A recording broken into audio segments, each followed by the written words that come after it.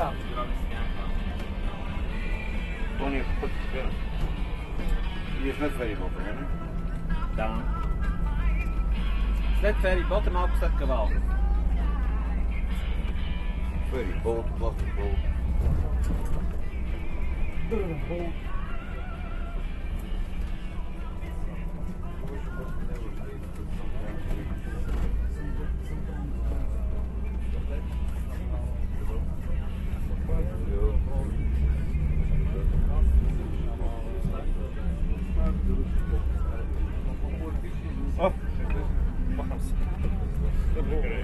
А така махите. Това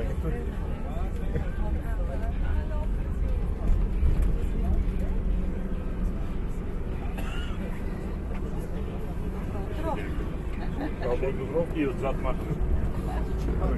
Отзад да се проверим.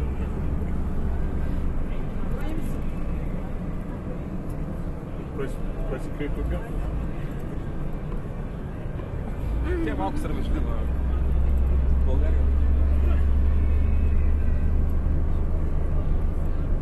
Сега след завоя там, среща, се виждат едни недостроени сгради, които стоят там повече от 15 години вече.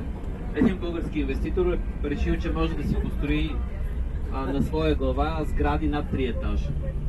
На място, което не позволява такова нещо. Предполагам, че ми ви направил впечатление, че на целия остров сградите са на 2 етажа. И така вече над 15 години стоят. Местните се събират, правят му съответно изпускат проверка и му блокират строежите. Само като каза един български инвеститор.